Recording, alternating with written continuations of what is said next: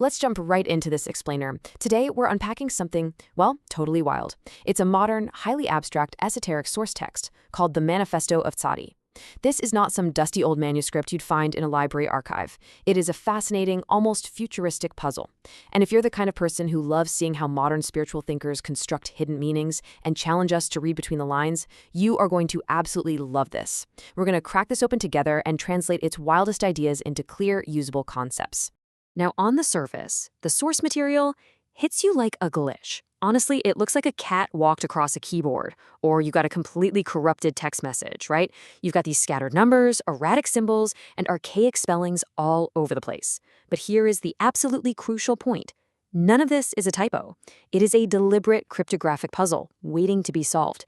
The chaotic typography is actually a locked door, and the chaos itself is the key. Okay. Let's dive into this. Because to decode this mystery, we really have to systematically peel back the layers. We can't just skim this like a normal book. We have to interrogate it, figure out its internal logic, and essentially learn the unique language the author invented to share these intricate world-building ideas. Which brings us to Part 1, Decoding the Tzaddi Manifesto. To really grasp this text, our first step is to understand that the author completely reimagined foundational definitions. Let's take their core concept, styled here with distinct typographical characters as 𝔰𝔫𝔢𝔫. The text radically redefines this. It is no longer about casting spells or performing physical rituals out in the world. Instead, it's a lifestyle. It's an internal power source driven entirely by pure intention. Basically, it's an alchemical transformation, shifting from heavy emotional baggage up into free, liberated action. It is entirely about psychological elevation from within. And to maintain that mental high ground, the text gives us a pretty brilliant psychological defense mechanism. It sets up a stark contrast between Zarathustra's ideal, the child, and something it calls the crows. The child is all about pure perception, innocence, and resilience. You need that resilience to protect yourself against the crows. The petty critics, the everyday cynics, those mundane annoyances constantly pecking away at your personal goals. By adopting the unbothered, playful nature of the child state, you literally become immune to the crows. Let's move on to Part 2, the architecture of will. To secure that internal power, the doctrine demands absolute personal sovereignty, and it uses some stunning metaphorical architecture to illustrate it. The text describes building a new mosque of others' intolerances that internally contains cathedrals. Think about how beautifully that contrasting imagery works. It reconciles the deep communal grounding of a mosque with the sky-high, individualized aspiration of a cathedral inside the soul. But remember, these aren't physical buildings. They exist entirely inside your mind, representing a completely sovereign, bulletproof spiritual kingdom. Naturally, to protect that internal kingdom, you need strict boundaries. The Manifesto outlines 4 laws of sacred engagement. Think of these as strategic rules designed to protect your vision. First, you have the boundary of non-crossing. Knowing your path is separate from the noise of the world. Second, the command of autonomy. You just do your own thing, no convincing others required.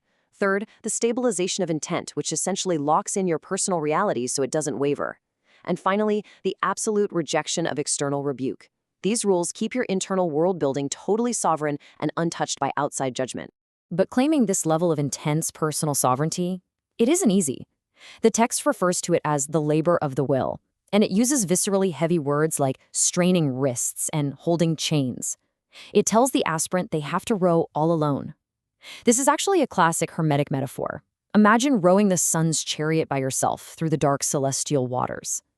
The underlying message is that being the sole architect of your reality carries a heavy, deeply solitary, divine responsibility.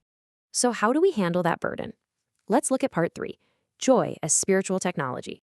This is where the text takes that heavy, solitary burden we just talked about and flips it completely. It boldly declares, enjoy is right. Enjoy is a right.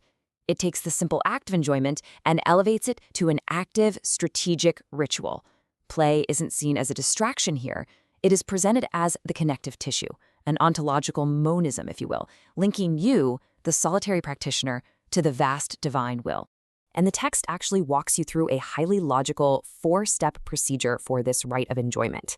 Step 1 is alchemical distillation. You take the raw, heavy lead of human sorrow and use it as fuel to manifest actual joy. Step 2 is entering the abode of presence, basically treating your spiritual life as a celebratory game rather than a duty. Step 3 is the fragmented song, recognizing the universe is plural and singing along with it. But step 4 is the real game changer, bypassing the weary. When heavy burdens show up, you just treat them as metaphors. By seeing your problems merely as metaphors, you extract their core truth without being crushed by their literal weight. All right, let's get to the most satisfying part. Part 4, the cryptographic lexicon. Now, what's really interesting here is that we finally get the cipher keys to read that chaotic formatting we saw at the very beginning. Those bizarre choices are deliberate codes for the intrigued. For example, no, KNO, is actually a double negative refusing fake external knowledge, literally, knowing of the void. That bold, archaic B isn't a typo. It stabilizes a magical command directly into fixed reality. The text also differentiates external light from light, spelled LITE, which signifies your permanent internalized state. And spelling wills with spaces and a Z, it visually represents how divine intent is fragmented and beautifully interrelated through play. Then there's the prominent use of the number 777. In this manifesto, 777 specifically links the text back to a Kshatriyan epic of liberation and salvation, but it synthesizes those older ideas with Abraxas, an ancient concept representing a total divine force that encompasses both the brilliant sun and the deepest shadow. You have to embrace the entirety of it.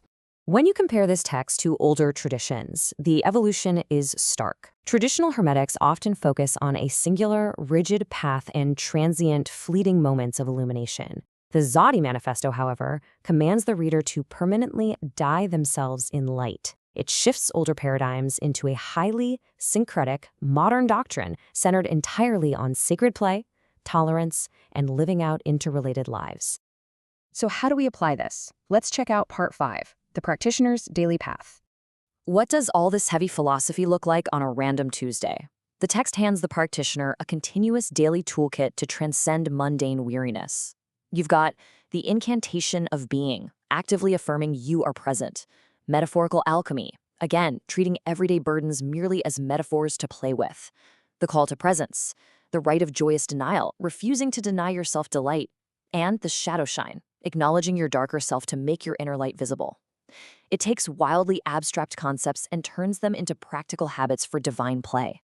Ultimately, the Manifesto of Tzaddi challenges its reader directly. And I want to leave you with this final thought. Will you remain weighed down by literal weariness, fighting the crows and the heavy chains of the mundane world? Or will you crack the cipher and transmute your sorrow into the sacred architecture of your own play? It is a deeply fascinating question and a brilliant example of psychological power in modern texts. Thank you so much for joining me on this explainer, and keep exploring.